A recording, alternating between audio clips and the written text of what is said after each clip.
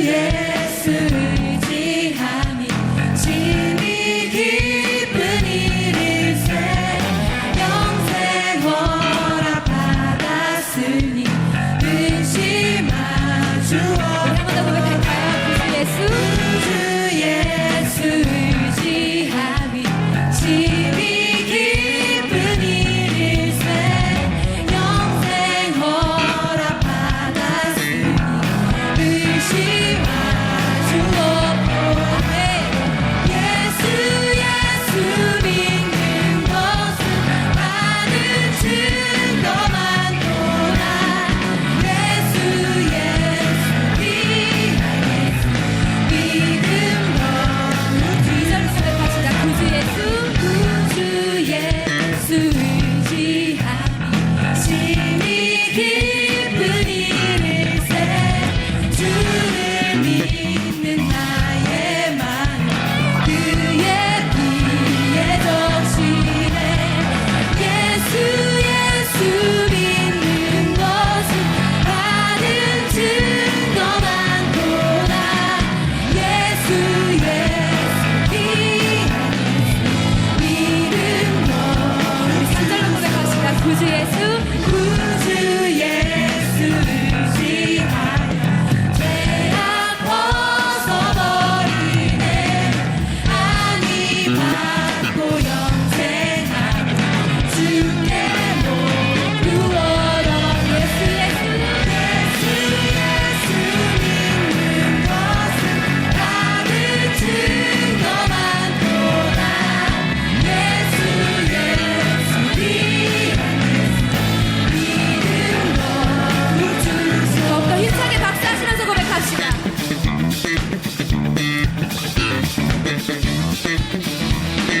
구주 예수 의지하여 구원함을 얻었네. 영원 무진하고 주여 함께하소. 예수 믿는 것은 다른 증거만 보라. 예수 믿음 너를 더욱더 힘차게 박수하십시다. 예수 믿는 것은 많은 증거만 보라. 예수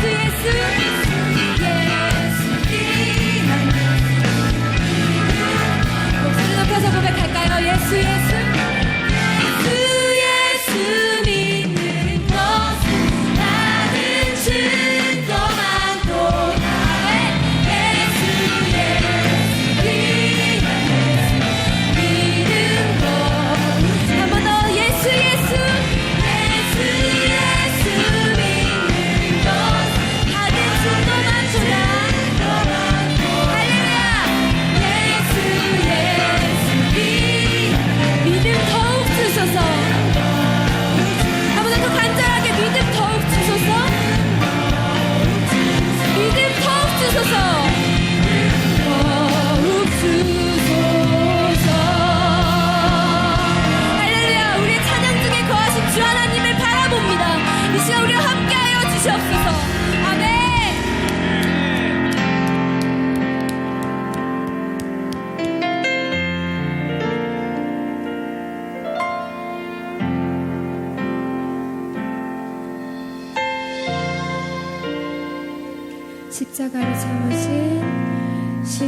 십자가를 참으신 어린 양 예수 내 죄 씻어주시고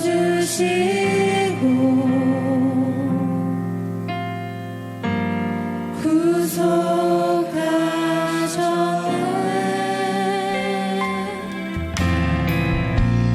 어둠을 물리치신 세상의 빛 예수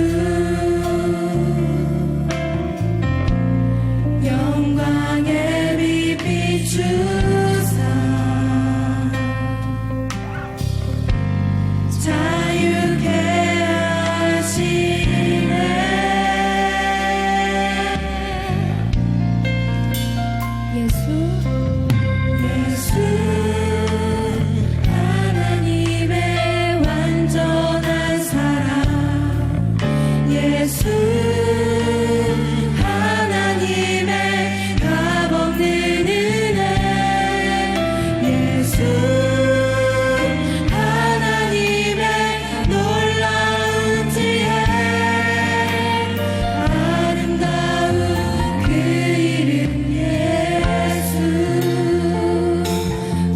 아름다운 지혜로 우리에게 예수님을 허락하신 그 하나님을 고백합시다. 십자가를 참으신 어린 양 예수, 내 죄 씻어주시고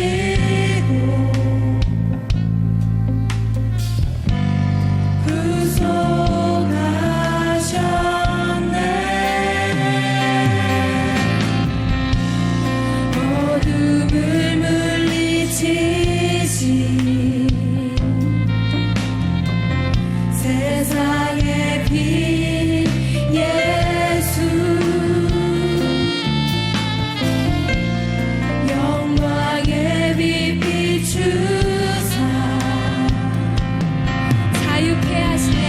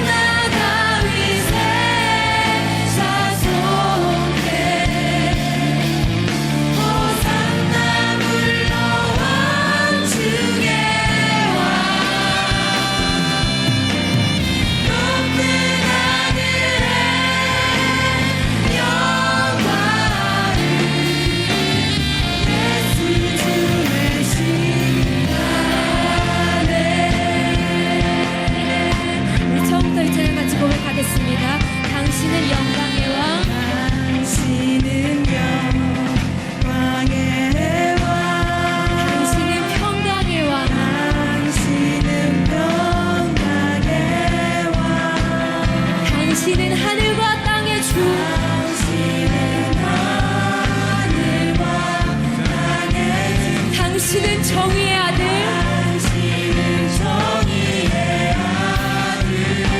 아멘. 천사가 무릎 꿇고 예배하고 찬송하네. 영원한 생명만 우리 전심으로 고백합시다. 당신은 예수 그리스도 주, 아멘. 호산나 호산나 다윗의 자손께 호산나 호산나 올라와 주의 왕 높은 하늘에 영광 예수 주 대신. 우리 한 번 더 전심으로 오른손 높이 들고 고백합시다. 호산나 호산나 다윗의 자손께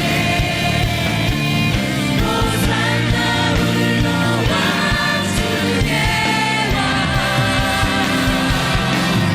높은 하늘에 영광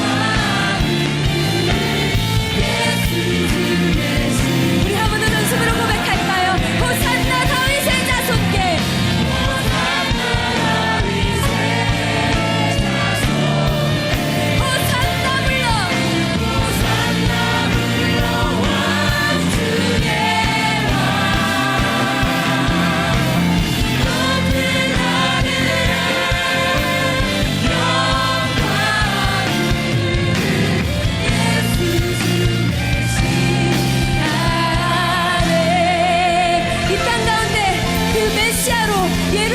그리스도로 오신 그 주님 앞에 영광의 박수 올려드립시다. 할렐루야.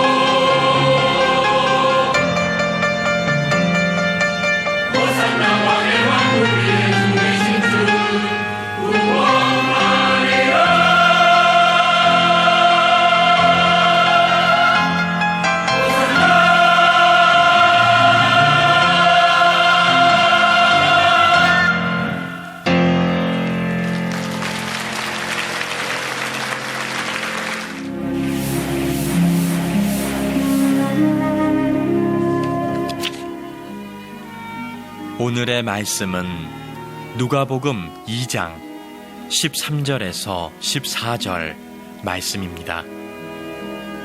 호련히 수많은 천군이 그 천사들과 함께 하나님을 찬송하여 이르되 지극히 높은 곳에서는 하나님께 영광이요 땅에서는 하나님이 기뻐하신 사람들 중에 평화로다 하니라.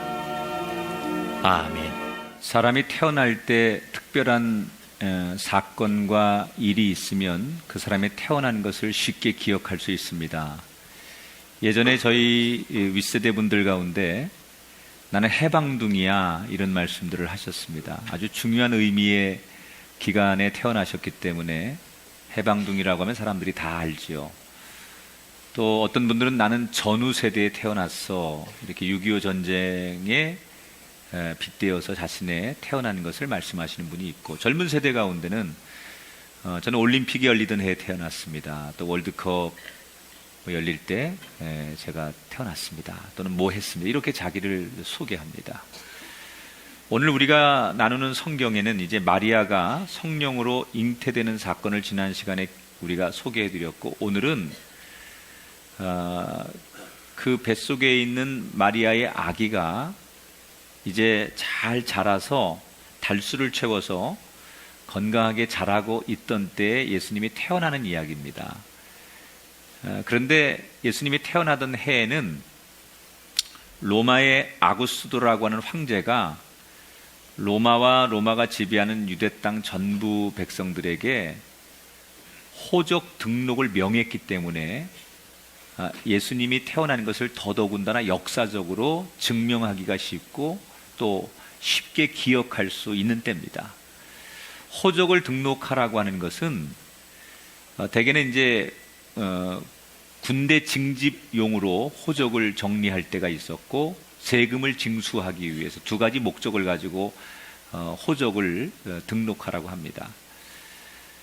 근데 당시에는 황제가 법이기 때문에 황제가 특별한 딱 기간을 주고 이 기간 안에 자기가 태어난 고향으로 가서 호적을 등록해라 이렇게 얘기하면 다 해야 됩니다. 그걸 안 하면 황제의 명령을 어기는 거니까 굉장한 불이익을 당하기 때문에 짧은 기간 동안 사람들이 다 자기 살던 곳에서 고향으로 다 이주를 하는 거예요. 요즘 같아서는 인구조사할 때 사람들이 직접 가정을 방문해서 가가호 이렇게 묻고 기록을 합니다만, 요셉과 마리아 시대에는 자기가 태어난 고향으로 돌아가서 호적을 등록을 해야만 됩니다. 전국에 내려진 명령이기 때문에 수많은 사람들이 귀경길에 올랐고, 원래 갈릴리 나사렛에 살던 요셉과 마리아도 고향인 베들레헴까지 가게 됩니다. 거리상으로는 여기에서 한 대전 조금 못 미쳐 정도를 생각하시면 됩니다. 그런데 지금은 이게 길이 워낙 잘 나 있으니까 그 거리가 가까운 거리는 아니지만 가는 길이 시간은 좀 걸리겠지만 그렇게 어렵지 않습니다. 그러나 지금부터 한 2000년 전에 유대 땅에서 그 거리를 실제로 가려면 정말 말 그대로 뭐 산을 넘고 광야를 지나 가야 되는 굉장히 힘든 여정이었습니다. 더군다나 오늘 5절 6절에 보니까 그 약혼한 마리아와 함께 호적하러 올라가니 마리아가 이미 잉태하여 거기 있을 때 그때 해산할 날이 찼다 그랬습니다. 만삭이라는 거예요. 그러니까 만삭의 몸을 이끌고 남편 될 요셉과 함께 그 먼 거리의 여정을 무리하게 떠났다는 얘기죠. 자, 어렵게 베들레헴에 도착을 했습니다. 그런데 도착하자마자 기다렸다는 듯이 이미 만삭의 몸이었기 때문에 예상은 했지만 마리아의 진통이 시작이 됩니다. 어떤 성경학자는 아마도 중간쯤 도착했을 때부터 마리아의 진통이 시작됐는데 그걸 참고 베들레헴까지 도착했을 것이다, 이렇게 얘기하는 분이 있었습니다. 얼마나 상황이 긴박했는지를 성경은 이야기하는 거예요. 그런데 난감한 일이 벌어졌습니다.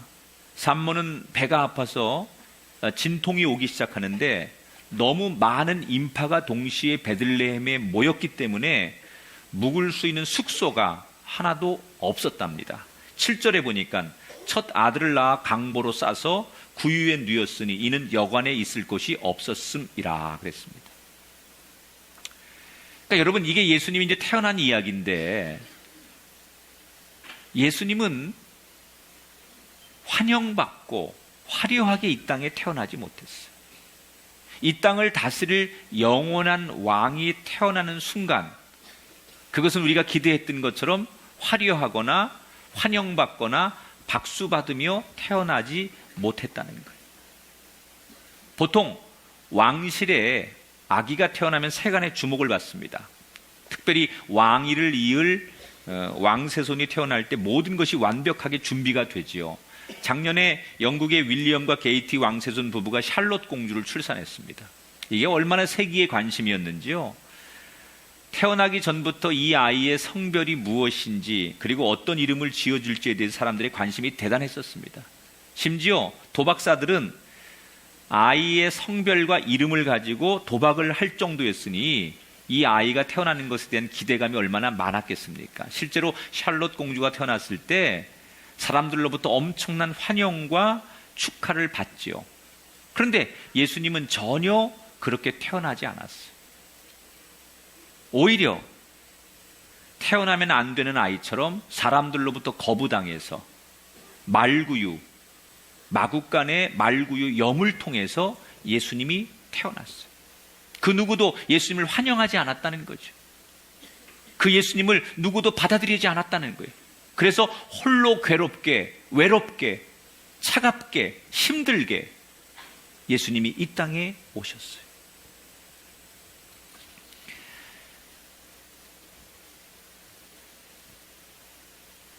마땅히 출산할 장소도 없었고 누구 하나 마리아를 위로해 주는 사람도 없이 태어난 예수님. 자, 이쯤 되면 요셉과 마리아의 마음속에 하나님에 대한 섭섭함이 생길 법도 합니다. 마리아가 원해서 지금 예수님이 잉태된 게 아니잖아요. 하나님이 일방적으로 마리아를 사용하신 거예요. 처녀인 네 몸을 통하여 이 땅을 다스릴 진정한 왕이 태어날 것인데 내가 너를 쓰리라. 천사를 통하여 하나님이 그렇게 메시지를 전했고 그것을 마리아는 받아들인 것밖에 없어요.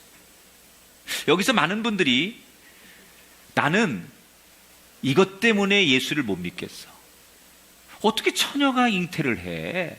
난 이게 안 믿어져서 신앙을 못 갖겠어 라고 말하는 분들이 여기에도 99명이 계세요. 자, 구약 성경에 보면 하나님이 천사를 통하여 이 땅에 오십니다. 예를 들어서 아브라함에게 하나님이 나타나실 때 천사를 통하여 나타나시죠. 그런데 하나님이 천사를 통하여 이 땅에 나오는 게 우리에겐 불가능한 거예요. 그런데 하나님에겐 가능한 거예요. 불가능이라는 것은 우리의 수준에서 말하는 거고 가능이라는 것은 하나님의 수준에서 말하는 거예요. 어떻게 하나님이 천사가 되어 이 땅에 옵니까? 이거 우리에겐 불가능한데 이미 구약 성경에 그런 일이 일어났거든요. 나이가 90 넘은 아브라함의 아내 사라라는 할머니가 임신할 수 있습니까? 우리로서는 불가능하지만 하나님이 그렇게 이미 하셨어요. 구약 성경은 우리에겐 불가능이지만 하나님이 가능하셔서 하신 이야기들이 쭉 전개되면서 오늘 신약으로 넘어오면서 예수님께서 마리아에게 성령으로 잉태되는 이야기가 소개됩니다.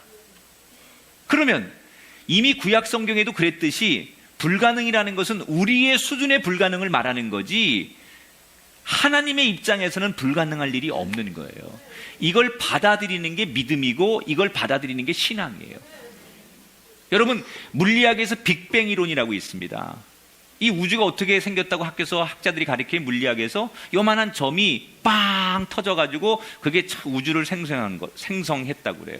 아인슈타인의 상대성 이론이나 이런 것들을 우리가 배울 때 과학도 전제해야만 받아들이는 게 있어요. 뭐 빛의 속도가 불변하다, 뭐 이런 이론을 우리가 인정해야만 과학이 성립되는 거예요. 여러분, 하나님이 우리는 불가능하지만 그렇게 가능하게 하실 수 있다라고 전제해야만 믿음이 생기는 거예요. 과학도 우리가 그게 말이 안 돼라고 하면 과학이 성립이 안 되는 거예요. 우리가 그렇게 좋아하는 과학도 우리가 어떤 정의를 받아들인 다음에 과학의 논리가 생기는 것과 똑같이 믿음도 우리는 불가능하지만 하나님은 하실 수 있습니다 라고 가능한 것을 선언하고 받아들일 때 믿음이 시작되는 거예요. 마리아는 불가능하지만 하나님은 가능하시기 때문에 받아들여서 믿음의 사건이 일어나는 거예요. 오늘 여러분에게 겨자씨만한 믿음이라도 이 설교를 통하여 생기게 되시길 축복합니다. 나는 불가능하지만 하나님은 하실 수 있습니다. 이런 마음이 여러분에게 오늘 이 말씀을 통해 생기게 되기를 주의 이름으로 축원합니다. 저는 이 말씀을 묵상하면서 말씀을 자꾸 묵상하고 읽을수록 이렇게 소름이 돋는다고 할까요? 여러분, 지금 마리아와 요셉은 원래 갈릴리 나사렛이라고 하는 곳에 살았어요. 보통 같으면 거기서 태어나요, 예수님이. 그런데 할 수 없이 베들레헴을 가게 돼요. 왜? 황제의 명령 때문에 호적을 등록하러.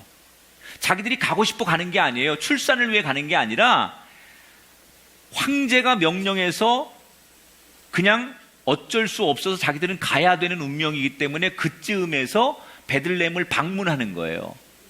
그래서 예수님이 거기서 태어나는 거예요. 그러니까 이게 역사라는 게 결국 사람에 의해서 움직여지는 것 같고 상황이 만드는 것 같다라고 그렇게 생각하지만 구약 성경 미가 5장 2절에 보면 예수님 태어날 것을 예언하는데 장소가 나와요. 거기가 베들레헴이에요. 무슨 얘기냐면 우리는 되어지는 일을 볼 때 결국 사람에 의해서 역사는 만들어지는 것 같고 여론에 의해서 모든 게 형성된다고 생각하지만 사실은 그 배후에 하나님이 하시고자 하는 일대로 모든 것은 주관된다는 거예요. 이미 구약 성경에 예수님 나심을 예언했는데 그게 베들레헴이라고 나와 있는데 이 우연치 않게 요셉과 마리아가 할 수 없이 베들레헴에 가게 되는 것 같지만 황제가 명령한 것 같지만 그 배후에서 역사를 주관하고 다스리고 그것까지 되게 하시는 분이 결국 하나님의 뜻대로 된다는 것을 아셔야 된다는 거예요.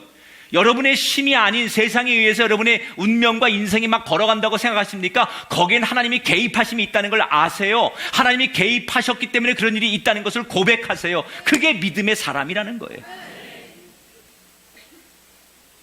자, 근데 한 가지 의문이 있습니다. 마리아가 믿음으로 순종을 했어요. 그러면 순종한 마리아에게 하나님께서 적어도 보상을 하셔야죠. 그게 우리의 정서 아니에요? 엄청난 지금 불이익을 당하면서 처녀의 몸인 자기가 아기를 임신했어요. 부모로부터 버림받고 세상으로부터 버림받고 멸시를 당하는 그런 여자가 마리아예요.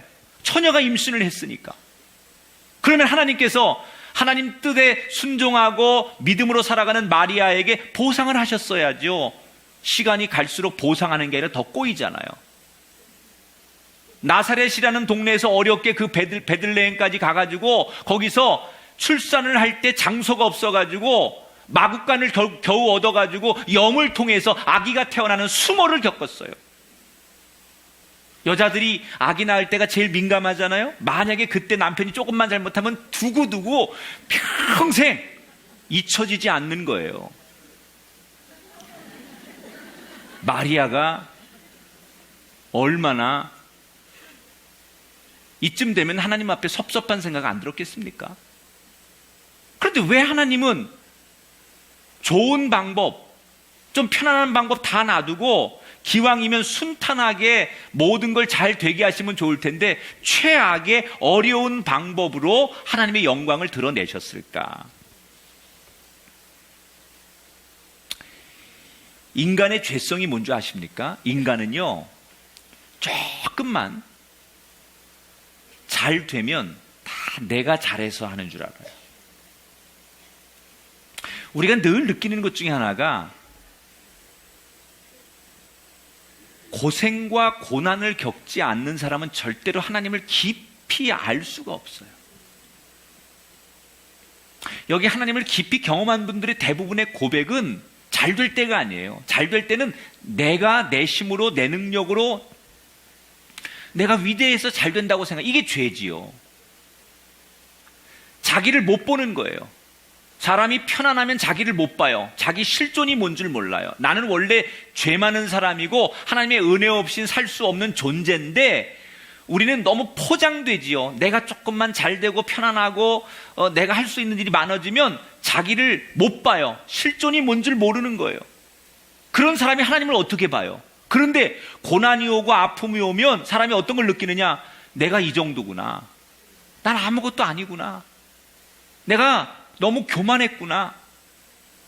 그래서 사람이 자기도 모르게 하나님을 바라보면서 하나님 나는 죄인입니다. 내가 너무너무 교만하게 살았습니다. 내가 남을 무시하고 내가 잘난 줄 알았습니다. 나는 진짜 아무것도 아닙니다. 벌레만도 못합니다. 이걸 언제 느끼냐는 거예요. 이게 진짜 우리의 실존인데 이걸 언제 느끼냐는 거예요. 고난과 고통을 느낄 때 자기를 보고 하나님을 보게 되는 거예요.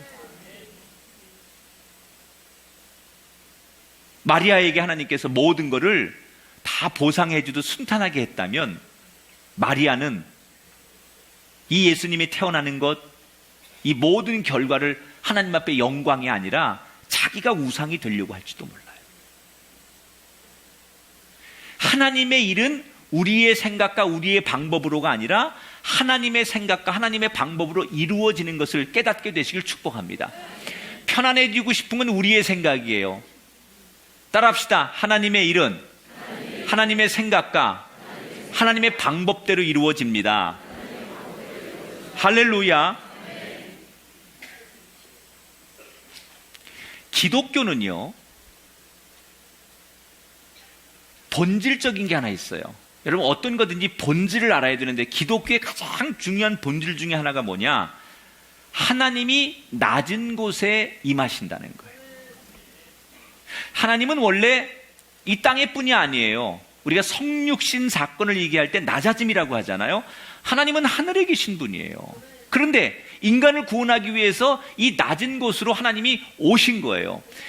여러분, 세상에 많은 종교가 있습니다. 많은 신들을 이야기합니다. 그런데 어떤 종교, 어떤 신인들, 인간이 신을 위해서 죽는 종교는 있어도 신이 인간을 위해 죽는 종교는 기독교밖에 없습니다. 생각해 보세요. 인간이 신을 향하여 제물이 되고 신을 노엽지 않게 하기 위해서 자기를 드리는 그런 종교는 숱하게 있지만, 신이 인간을 위하여 죽어지고 신이 인간을 위하여 낮아지는 종교는 기독교밖에 없다는 거예요. 기독교의 본질이 뭐예요? 처음부터 기독교의 본질은 낮아지는 거예요. 지금 예수님의 태어남도 본질이에요. 예수님이 어디서 태어나요? 왕궁에서 태어나거나 화려한 침대에서 좋은 여건에 태어나지 않아요. 마국간 염을 통해서 태어나세요.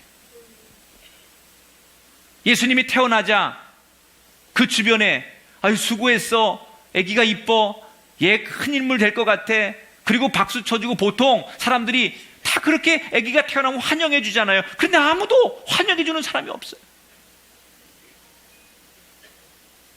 그 예수님이 태어나자 저 멀리서 동방박사들이 별을 따라 찾아오고, 오늘 누가복음에는 목자들이, 천사들이 전해준 소식을 듣고 예수님 태어나는 것을 알고 마국간에 찾아왔다는 얘기밖에 없어요.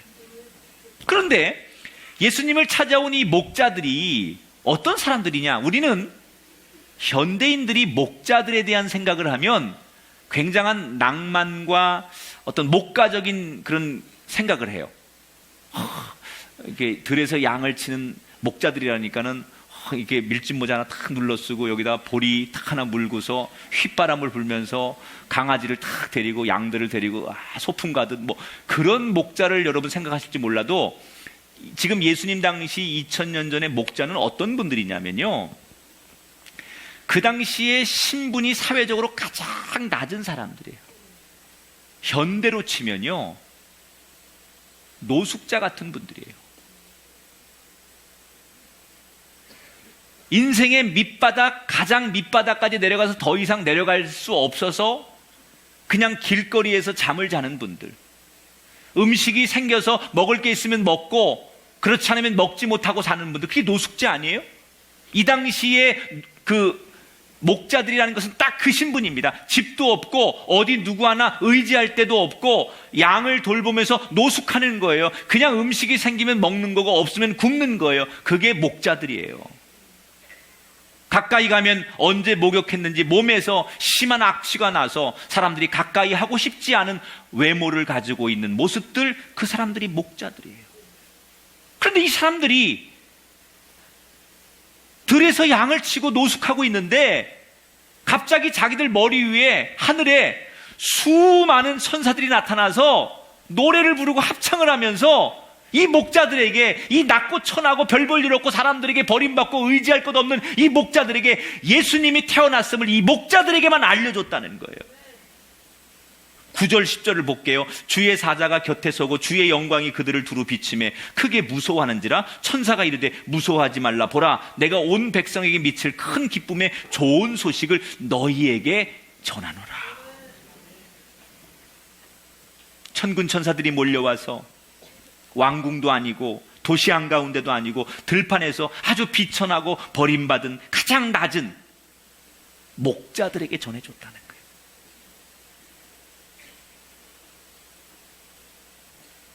여러분, 우리는 더 낮아져야 돼요. 하나님의 임재를 우리가 경험하려면 더 낮아져야 돼요. 우리의 심령이 더 가난해져야 돼요. 우리의 가정이 더 겸손해져야 돼요. 우리가 물질적으로 풍요로워지고 세상 지위와 명예를 많이 얻었어도 여전히 우리는 하나님 앞에 더 가난한 자, 더 낮아지는 자가 돼야 계속해서 하나님의 은혜를 공급받을 수 있다는 거예요. 왜? 하나님의 본질이 낮아짐인데 우리는 하나님 앞에 은혜를 받아놓고 어느 순간에 우리가 고개를 들고 내 이름이 올라가고 내 삶이 높아지면서 편안을 추구하고 낮아짐이 우리에게 없어졌기 때문에 우리의 교회와 우리의 가정과 우리의 인생에 계속해서 공급하시는 하나님의 은혜가 멈추게 된다는 거예요. 낮아져야 돼요. 이 목자들은 어떤 사람들이에요? 비록 세상에서는 가장 비천하고 더 이상 그 밑에 신분이 없는 가장 낮은 자지만 이분들의 장점이 하나 있어요. 그 밤에 자지 않고 양들을 돌보기 위해 양들을 떠나지 않는 자기의 사명을 감당하는 사람들. 하나님은 그런 사람들에게 임재하신다는 거예요. 왜 하나님이 베들레헴 있는 많은 사람들에게, 더 유력한 사람들에게 예수님 나심을 전하지 않았을까요? 성경에 안 나오지만 저는 이유가 간단하다고 생각해요. 그 사람들은 그 소식을 전해도 안 올 사람들이기 때문에. 왜? 이미 베들레헴 도시에 있는 많은 사람들, 거기에는 실제로 예수님이 구약 성경에 이미 오신다고 예언했기 때문에 그 사실을 알고 있는 많은 사람들이 베들레헴에 있었습니다. 그런데 너무 이미 배불러 있었어요. 교만해 있었어요. 사람이 너무 교만하고 배부르면요, 들어야 할 소리가 안 들립니다. 들립니까, 여러분? 배부르면 아무것도 안 들립니다. 어떤 분이 아주 몸이 많이 아파서 이게 정말 생사를 오고 갈 때는요, 내가 어느 병원 가서 어느 선생님의 도움을 받아서 내가 고쳤어, 이런 얘기가 들려옵니다. 아니, 어느 민간요법을 통해서 내가 이렇게 했는데 효과를 봤어, 그러면 그게 들려옵니다. 그런데 건강할 때는요, 그런 소리가 하나도 안 들려옵니다. 그게 교만이에요. 하나님은 끊임없이 우리에게 말씀하시는데 그 말씀이 들리지 않아요. 언제요? 내가 너무 교만하고 너무 배부른 거예요. 너무 내가 아는 게 많은 거예요. 너무 내 생각이 큰 거예요. 그땐 하나님의 소리가 들리지 않아요. 지금 베들레헴에 있는 수많은 사람들에게 예수님이 이 땅에 오셨음을 알리지만 그들은 그 소리가 들리지 않습니다. 반응할 만한 사람들이 아닙니다. 반응이 일어나지 않아요. 그런데 누가 반응합니까? 가난한 자들이 반응해요. 배고픈 자가 반응해요.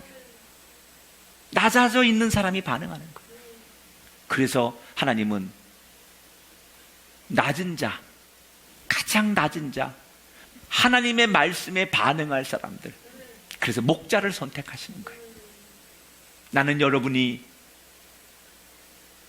그 목자가 되시길 축복합니다. 그 많은 사람 가운데 나를 향하여 말씀할 수 있는 하나님, 내가 그 사람이 될 수 있기를 축복합니다. 내가 우리 가정이 그런 가정 되기를 축복하고 여러분의 삶의 자리, 일터가 그런 자리가 되기를 주님의 이름으로 축원합니다. 내가 너에게 말하면, 내가 너에게 부탁하면, 내가 너희 가정에게 메시지를 전하면 내가 분명히 내 이야기를 듣고 반응할 만한 인생이고 가정이기 때문에 나는 너에게 말할 수 있단다라고 말할 수 있는 그 인생, 그 가정이 되는 것, 그것이 인생을 잘 사는 거 아니겠냐는 것. 아무리 세상적으로 부유해지고 능력 있을지라도 내가 너에게 무슨 말을 해도 네가 내게 반응을 보이지 않을 사람이기 때문에 나는 너에게 말하지 않는다고 해서 하나님이 아예 상대해주지 않는 그런 버림받는 인생이 아니라 더 낮아져서 하나님 보실 때는 내가 지금 심령이 가난한 자니, 내가 목마른 사슴처럼 내 말이 갈증을 느끼고 있으니 내가 너에게 말하리라. 내가 너에게 은혜를 주리라. 실제로 이 목자들은 15절에 보니까 목자가 서서 말하되 이제 베들레헴에 가서 주께서 우리에게 알리신 바 이루어진 일을 보자 그랬어. 즉각적으로 반응을 보여요. 16절에 빨리 가자 그랬고 17절에 말한 것을 전했다 그랬어. 하나님이 기대한 대로, 예측한 대로 목자들은 가난한 자기 때문에, 목자들은 낮은 자기 때문에 반응을 보이고 하나님의 그 뜻을 세상 사람들에게 전해 주었어요. 사랑하는 여러분, 목자 같은 성도가 되시길 축복합니다. 제사장이나 바리새인이 되지 마시고 목자가 되십시오. 하나님이 찾는 사람은 제사장이 아닙니다. 하나님이 찾는 사람은 바리새인이 아닙니다. 하나님이 원하시는 그룹은 율법사들이 아닙니다. 하나님이 원하시는 사람은 이렇게 낮은 자, 비천한 자, 사람들이 버렸지만, 사람들이 주목하지 않지만 하나님의 말씀에 반응을 보일 수 있는 가난한 심령을 가진 자, 그 목자를 오늘도 하나님은 찾고 계신다는 거예요. 예루살렘에 있지 말고, 그래서 예수님이 오셨던 것도 모르는 그 사람이 되지 말고 예수님을 맞이할 수 있는 들판에 그때의 그 목자, 그게 나이기를 소원하기를 주 이름으로 축원합니다. 성경을 읽다 보면 우리가 한 가지 의문되는 게 있어요. 마리아가 그 만삭의 몸을 가지고 왜 힘든 여정을 떠났을까? 너무 사랑하기 때문에 잠시도 떨어져 있고 싶지 않아서? 사실 요셉도 충격이었어요. 자기와 약혼했는데 아직 잠자리도 안 했는데 자기 약혼녀가 아이를 가졌어요. 그러면 이건 뭐예요? 다른 남자 아이라는 거 아니에요? 그래서 요셉도 마리아 임신 소식을 듣고 마리아와 헤어지려고 했죠. 그런데 성경에 천사가 요셉에게 나타나서 내 여자가 부정한 여자가 아니다. 그 아이가 부정하여 생긴 아이가 아니다. 그리고 하나님께서 메시지를 정확히 주셨기 때문에 요셉이 그 뜻을 알고 마리아를 받아들이고 품는 거죠. 그리고 지금 함께 베들레헴에 갔어요. 신혼이라 너무 죽자 사랑해서 떨어지기 싫어서 같이 있는 게 아니고 아마도 여러 가지 어려움이 있었기 때문에 그랬을 거예요.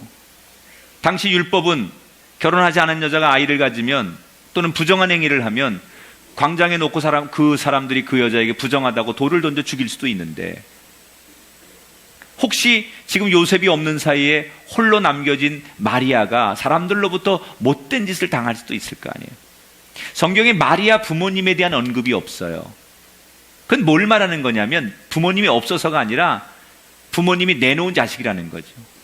여러분, 어느 부모들 자식이, 처녀가 아기를 가졌을 때 그걸 좋게 보는 부모가 어디 있겠어요? 아마 집에서 난리가 났었을 거예요.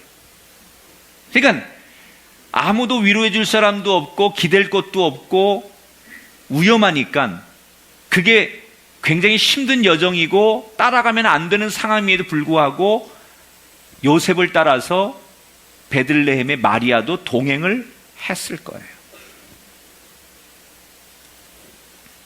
분명히 마리아는 자기가 원해서 예수님이 임신이 된 게 아니잖아요.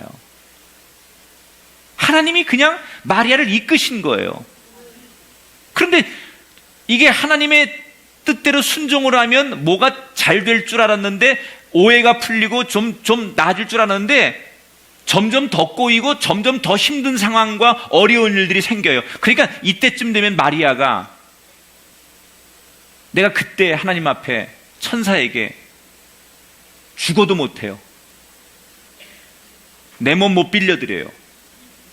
그리고 바락바락 덤볐어야 되는데 뭐 이런 생각이 안 들었겠습니까? 마리아가 생각해 보세요. 그 먼 거리를 만삭의 몸을 해가지고, 여자분들이 만삭이 되면 여러분 아이가 태어날 때쯤 되면요 똑바로 누워 잠도 못 자요. 얼마나 불편해요. 왜 그런 일을 해요? 아무도 이 땅에서 자기를 위로해주고 이해해주고 도와줄 사람이 없기 때문에. 오늘 이 예배에 참석한 여러분 가운데 아마 마리아 같은 상황에 놓인 분이 계실 수도 있어요. 내 주변에 그렇게 많은 사람들이 왔다 갔다 하지만 꼭 내가 마리아 된 것처럼 누구 하나 나를 위로해 줄 사람 없고, 나를 믿어주는 사람도 없고 나를 도와줄 사람이 한 사람도 없어서 무인도 외딴 섬처럼 고립된 듯한 인생 속에 살고 있는 마리아 같은 심정을 가진 분이 이 자리에 계실 거예요. 누군가로부터 도움을 받고 싶고 누군가로부터 위로를 받고 싶은데 어디에서도 도움과 위로를 받을 수 없는 상황에 처한 마리아 같은 분들이 이 자리에 계실 거예요. 아니, 온갖 오해를 받고 사람들로부터 손가락질을 받고 상처받아서 차라리 눈 감고 잠들어 내일 아침 이 눈이 떠지지 않았으면 좋겠다고 생각하는 분들도 계실지 모르겠어요. 마리아의 심정이 그랬지 않았겠어요? 사는 게 아니었겠죠. 그런데 그런 마리아에게 성경은 복음적 은혜를 제시해요. 이 무슨 얘기냐? 위로받고 싶은 마리아가 땅에서는 그 누구도 마리아를 위로해주지 못하는데 자기를 위로해주는 곳이 있어요. 그게 바로 하늘의 위로였어요. 지금 사람들은 누구도 마리아를 위로해주지 않습니다. 부모, 형제, 친구, 이웃 누구도 마리아의 편이 돼주지 않습니다. 도와줄 수 없습니다. 그런데 마리아의 편이 돼주고 마리아를 이해하고 마리아를 축복하는 사람들이 있었습니다. 그게 바로 하늘의 천사들이었어요. 13절 말씀을 같이 볼게요. 시작. 호련히 수많은 천군이 그 천사들과 함께 하나님을 찬송하여 이르되 지극히 높은 곳에서는 하나님께 영광이요 땅에서는 하나님이 기뻐하시는 사람들 중에 평화로다. 예수님이 태어날 때 이 땅에서는 아무도 주목하고 환영하지 않았지만 그때 똑같은 시간에 천사들이 하늘에서 수없이 찬양을 하며 기뻐하며 합창을 하면서 예수님 태어나심을 기뻐하고 마리아를 축복했던 그 은혜가 하늘에서는 벌어지고 있었다는 거예요.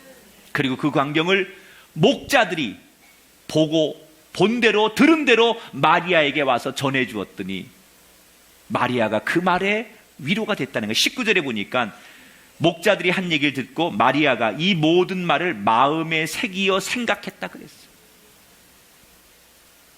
나는 버려진 여자, 저주받은 여자, 손가락질을 받고 사람들로부터 영영이 부정한 여인으로 평가받고 그렇게 해서 어둠 속에 살아갈 수밖에 없는 여자라고 생각한 마리아에게 아니다, 너를 위로하고 네 편이 되어주고 너의 진정한 의미를 알고 네 가치를 아는 하늘의 천사들이 너를 향하여 노래하고 네 편이 되어주고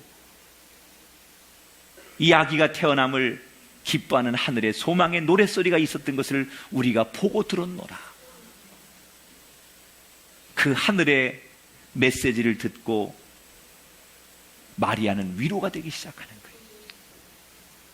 사랑하는 여러분, 우리 가운데 지금 이 땅에서 의지할 것 없고 괴로우신 분이 계십니까? 가슴을 부여잡고 너무 외로워서 고통 속에 울부짖는 분이 계십니까? 그런 여러분에게 감히 말씀드립니다. 하늘에 위로가 있음을 절대로 잊지 마시기 바랍니다. 여러분을 위해서 지금도 하나님은 하늘에 큰 잔치를 열고 우리를 보며 기뻐하고 계시고 우리를 위로하고 계시고 우리에게 소망을 주시는 그 하늘의 위로가 이 땅에는 없지만 나를 향한 하늘의 위로가 지금도 존재한다는 것을 볼 수 있게 되기를 축복합니다. 따라합시다. 사람의 위로는 없지만 하늘의 위로가 우리에게 있습니다. 할렐루야, 할렐루야. 아무에게도 위로받을 수 없고 결혼 축하연도 아이 축하 출산 카드도 받을 수 없는 마리아, 외롭고 불쌍해 마국간에서 아기를 낳은 그 여자, 땅에서는 전혀 도와줄 리도 없고 위로해 줄 리도 없었던 그 사람이었지만 그곳에 하늘의 위로가 있었습니다. 하늘에서는 똑같은 시간에 찬양대가 있었고 목자들이 그 축하 자리에 함께했고, 사랑하는 여러분, 우리가 사방이 막혀 있을 때 우리의 눈을 땅에 두면 방법이 없습니다. 그러나 우리의 눈을 하늘로 돌리면 하늘에는 천군 천사들이 노래하고 우리를 향하여 기뻐하고 있음을 보게 될 줄 믿습니다. 여러분은 여러분의 눈을 어디에 두고 계십니까? 이 땅에 여러분의 눈을 두고 계십니까? 아니면 하늘에 여러분의 눈을 두고 계십니까? 이제는 이 땅의 위로가 아닌 하늘의 위로, 눈을 들어 진짜 위로가 되시는 하늘의 위로, 그 위로를 얻는 저와 여러분이 되기를 축복합니다. 특별히 사람들로부터 상처받고 사람들로부터 아픔을 당하고 관계 속에 고통을 느끼시는 분이 계시다면, 내가 믿었던 가족들인데, 내 피부치였는데, 그럴 수 없는 관계였고 사이였는데 어떻게 이렇게 되었을까라고 하는 그 배심에 몸부림치는 분들이 계시다면,